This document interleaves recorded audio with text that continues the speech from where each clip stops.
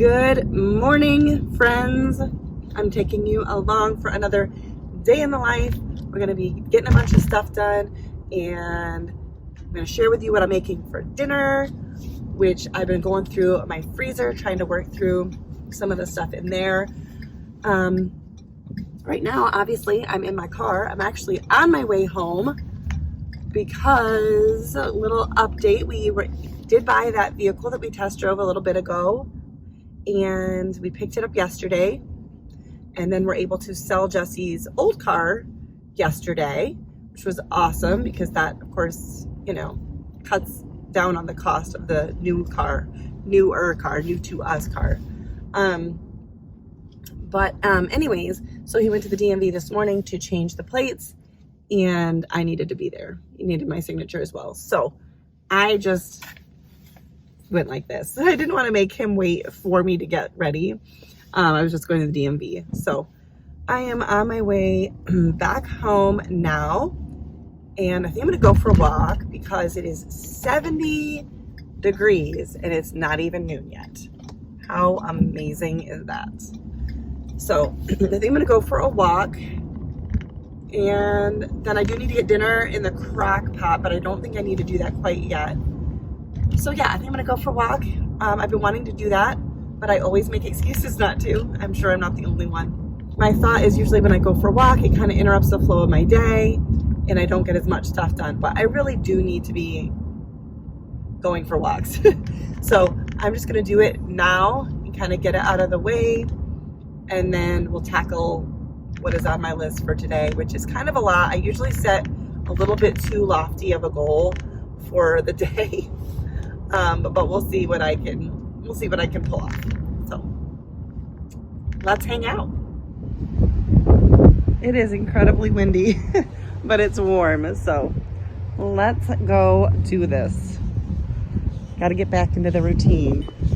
I say back into the routine, but I wouldn't say it was a long-standing, strong routine. Every once in a while, I get in the habit of walking. Let's try to do that again.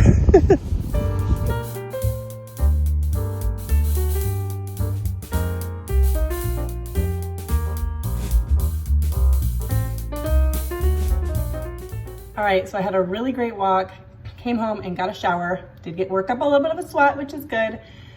I just cleaned out my outdoor patio. Well, I cleaned off part of it, and also I could sit out there because we haven't sat out there in a little while, so it was dirty, but I really want to sit and enjoy that for a little bit.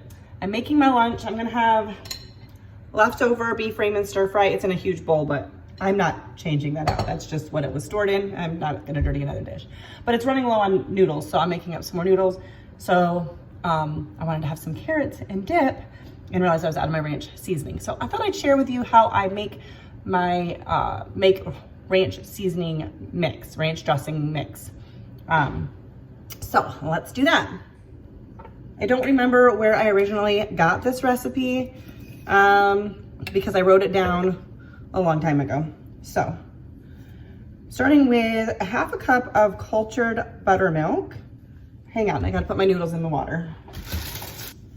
Okay, so this is what the container looks like. It's in the baking area. Just once it's open, it does need to be refrigerated. Otherwise it'll get clumpy.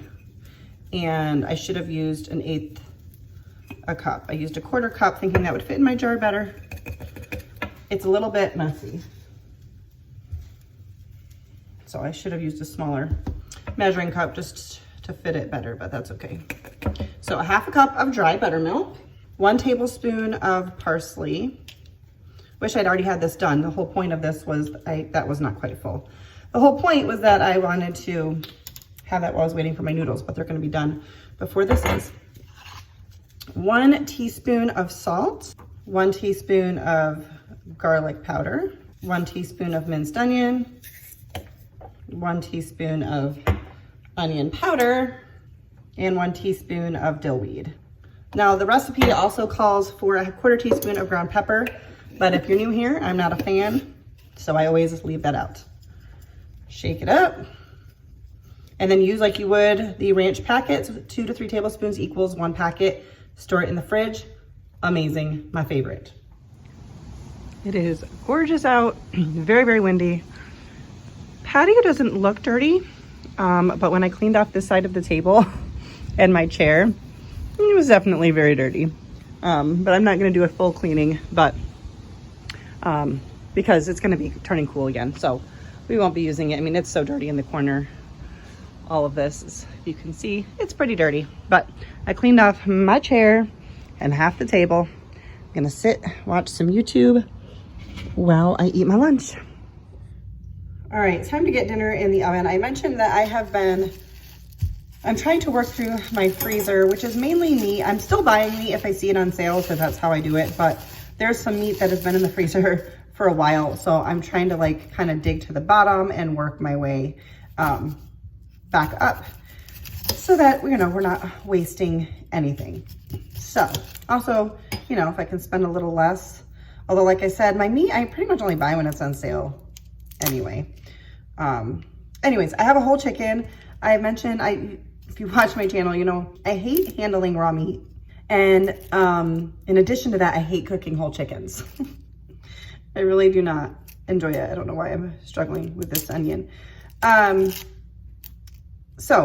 I've got them, and I do buy them because I like to buy, if I can, organic meat. I don't all the time. And if I buy a whole chicken, especially if I can find it marked down, it's way cheaper. So I get over it because I'm trying to buy healthy meat at a cheap price. So I do what I gotta do. Anyway, I greased my crock pot. I got my chicken in there. I've got half an onion. I could do more, but I already had half an onion that like needed to be used that was in the fridge. So I'm just going to cut that into chunks. If I can break this up a little bit. I'm not sure why I'm struggling here. No, I dropped it. Okay. Well, we're gonna do that much onion. Did you guys see that? Oh my goodness. I am struggling with my onion. Okay, enough of the onion debacle. I'm going to drizzle some oil. I'm deciding between avocado oil and olive oil. I'm going to use olive oil. Olive oil is getting a little low, and I'm just going to spread that around. You could easily use a basting brush. I'm not. I'm just going to use the back of a spoon. See if I can rest that there without it falling in. We're going to season. Actually, I probably won't need it again. We're going to season with some salt. Do some garlic powder.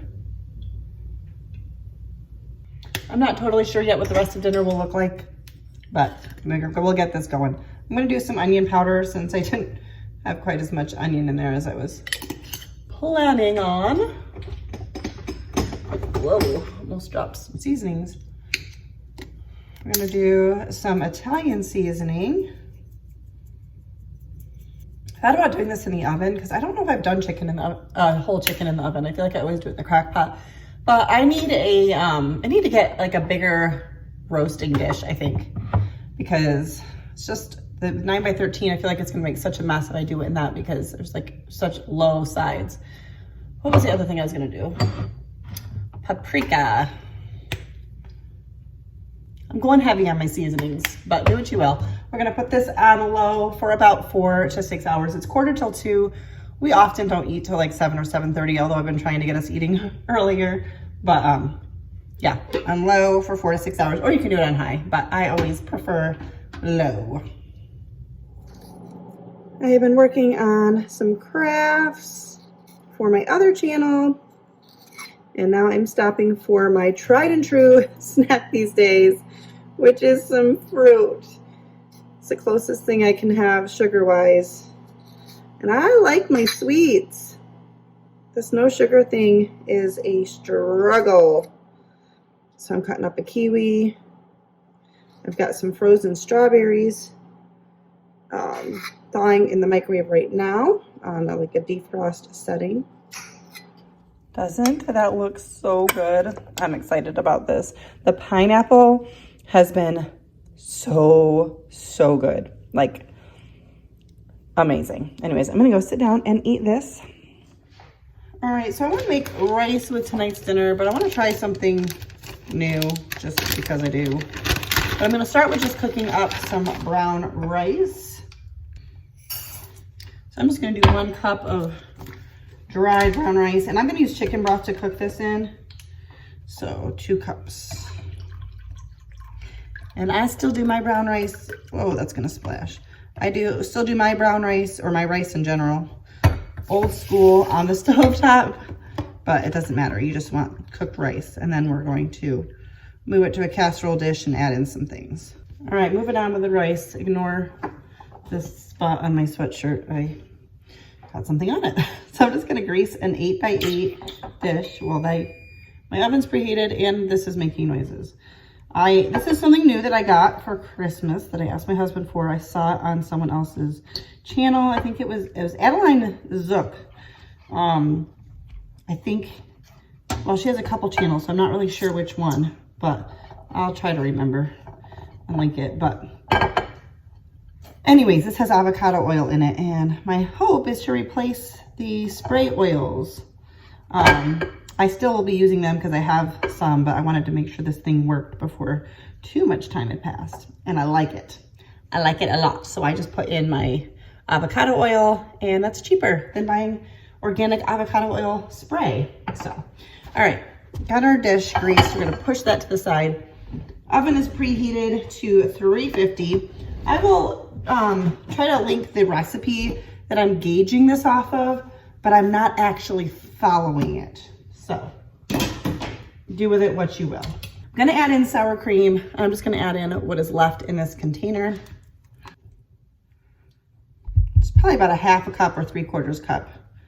If I knew I was doing this before, then I would have saved more sour cream, but I made a bunch of that veggie dip that I was talking about earlier after I made that ranch dressing mix. Actually, I didn't do it right then. I didn't do it for a couple hours till I was hungry for a snack. But all right, we're gonna mix that in. I'm gonna mix in a can of corn that has been drained.